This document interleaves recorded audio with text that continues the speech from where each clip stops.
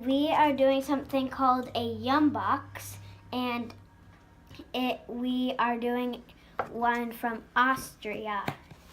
So the first one is Kelly's American Pizza Rolls. They look good. Turn around, show the front of the bag.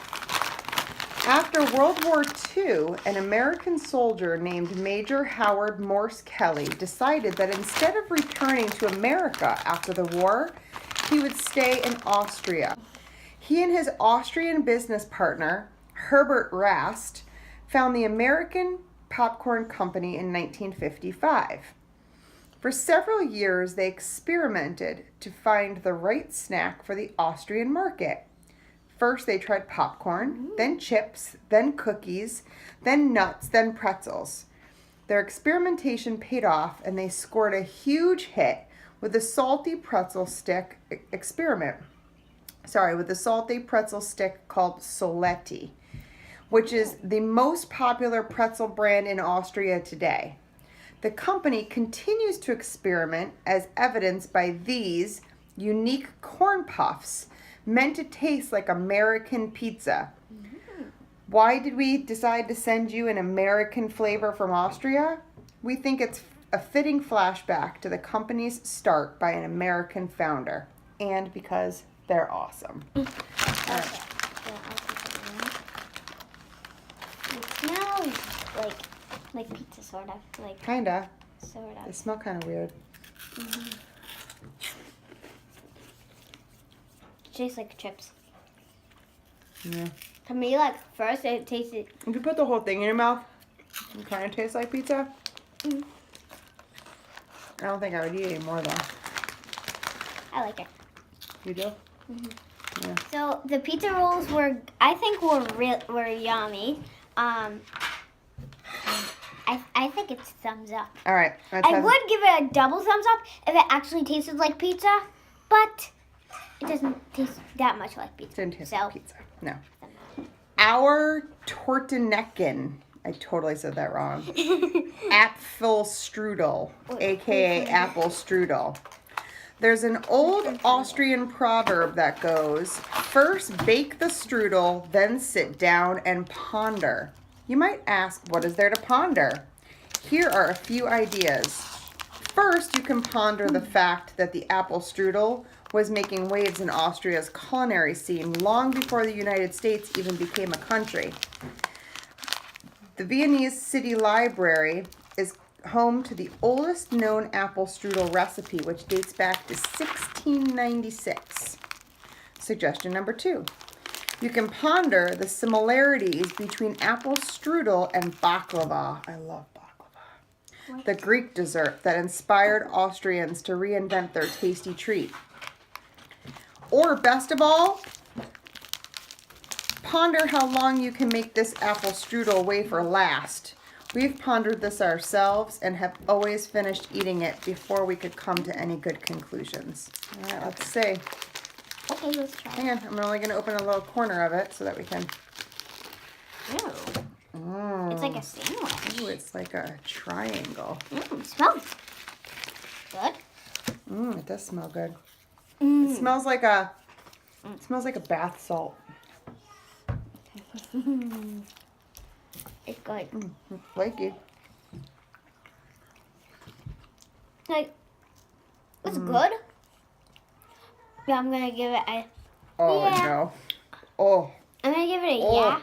yeah. Just too much cream. There's too much cream on it. I need something to drink. Oh, that gets a downsize for me. Yuck. Oh. Ugh. You want me to get you a drink? Yes, please. Yeah. Okay, so that one was a yeah for me. From my mom. Blech. Sissy Taylor. Sissy, the namesake of this candy, was born in 1837 into Bavarian royalty. Because of this, her sister Helene, I like that name, was promised to marry Austrian Emperor Franz Joseph. And Sissy went with Helene on her trip to meet him. During that meeting, Franz Joseph decided that he wanted to marry Sissy instead. They were engaged within 5 days and married 8 months later, and thus Sissy became the Empress Elizabeth of Austria. Unfortunately, Sissy's mother-in-law was a controlling person who would not let Sissy raise any of her own children. She wouldn't even let her name them. To escape her mother-in-law, Sissy traveled extensively throughout Europe and spent much of her time in Hungary, where she and her husband were eventually crowned king and queen in June 1867. Sissy was the major force in creating this dual monarchy of Austria-Hungary, which eventually dissolved in 1918. More than her political influence, Sissy is remembered for her obsession with her own beauty, which is perhaps why she inspired such an exquisite treat. Apricot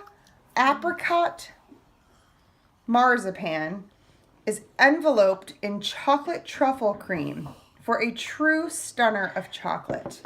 Look for Sissy's face on the label and even on the chocolate inside. She was a one-of-a-kind person, and it's fitting because this is a one-of-a-kind treat. Daddy's going to like this one. Let's just open one. I showed it on the wrap. Hang on. Hold on. There you go. You can sort of see it in Yep. the light. Yeah, you can see it. It's next to my... It's like sort of covering my face. No, you got it. I can see it. Yeah. Okay. No, just take a bite. You're going to... Oh, yeah, just take a bite. Let me try.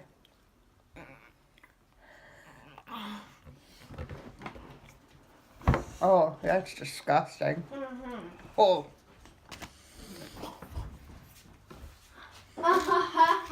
I've not been impressed with Austria's snacks yet. Alright. That was really disgusting. Now we're doing Maybe Daddy won't like those. granola bar. A Pischinger Haselnuss Riegel. In 1849, the Austrian baker Oskar Pischinger found great fortune with a very simple creation. His moneymaker, a super thin, light wafer cookie that flew off the shelves during the late 1800s. The wafers were a crucial part of a beloved cake recipe called the Pischinger Torte. To make the cake, Pischinger's thin wafers were laid on top of each other with a delicate coating of chocolate spread between each wafer. Honey, when you do that, it makes a lot of noise, and then you can't hear what I'm saying on the camera. After a stack of 12 wafers was added, they were covered in a melted chocolate coating to finish the wafer. With this chocolate treat, you'll get a taste of the original Pischinger Torte upgraded with a fresh roasted hazelnuts and a convenient on-the-go format. I don't know if you're going to like it. It's got hazelnuts. I have to try it now. Yep.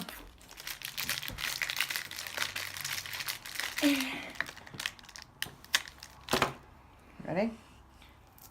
Okay. Give me the smaller piece. It's half. Ready? Yeah, not smaller, but... That's good. It's like a candy bar. Just put it in your mouth and eat it. That's good. That one's good. You want a smiley face? I'll take a smiley face, yeah. I'm going to have another bite, too.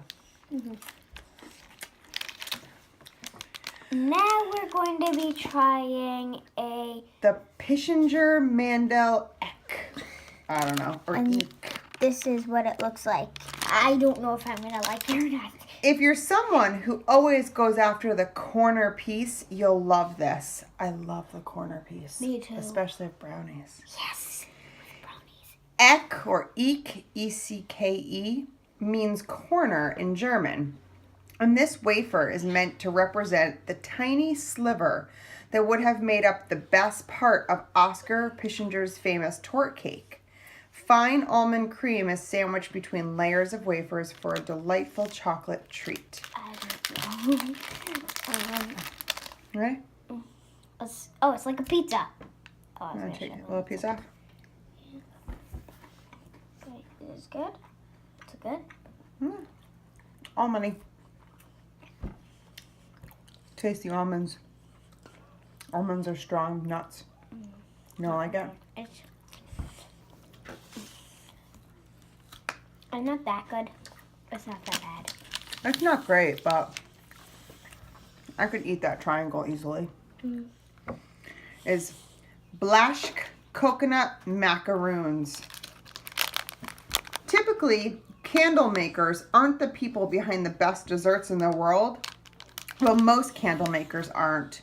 Johann Blaschk, a gingerbread baker, candle maker, and coconut macaroon maker, say that 3 times fast, was different. In the early 1920s, Blaschk turned his coconut macaroon venture into an empire, thanks to the suggestion of a friendly salesman. The salesman suggested dipping his coconut macaroons into chocolate, and Blaschk took the advice to heart. To create the perfect dipped 3-layer macaroon, he used a wafer base for support and fine chocolate cream to hold it all together.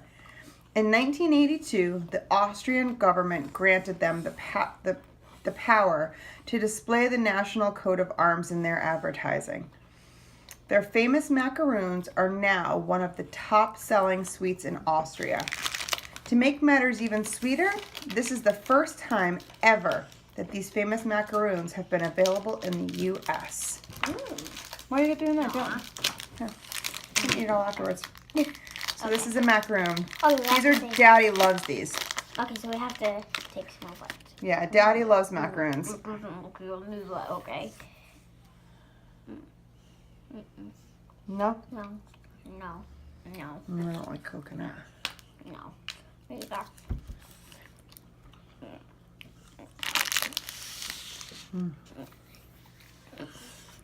Kind of gross. So what are you doing? Sad? Yeah, Okay. like puke. Yeah. You know what I think? Mm-hmm. I don't think we're going to Austria anytime soon for vacation. Okay, at least it's really long. Heindel Mozart Kugel. Why is Mozart's face on this chocolate? You gonna show it? Why is it named for him? Did he love eating chocolate while composing his symphonies? Let us explain. At the time, it was common for business owners in Europe to name their products for famous people who were born in the region where the product was invented.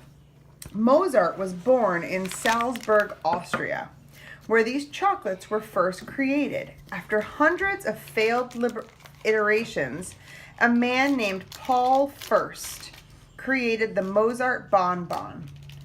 The secret formula he spent years perfecting: a pistachio marzipan ball, covered in nougat and dipped in dark chocolate.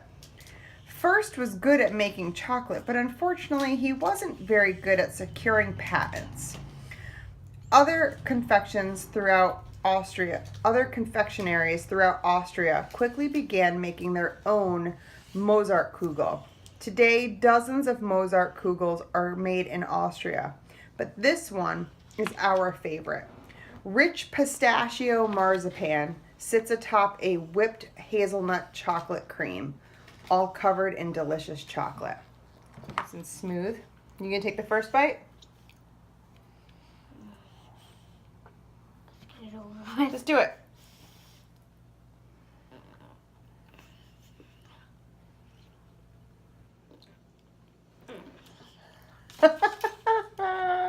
Well, it's alright. So I'm gonna give it a straight face. It's like one of those candies that comes in the Valentine boxes. You know, with all the stuff in the middle of them and you don't know what it is. I like the ones that like dark melted chocolate inside. It's really gross, man. Okay, so I have 2 smiley faces.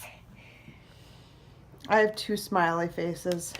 I have 4 sad faces.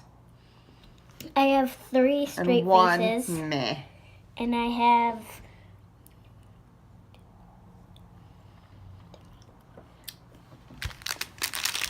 And I have 2 sad faces. So most of them were good, except 2 of them weren't the best things in the world. Give it.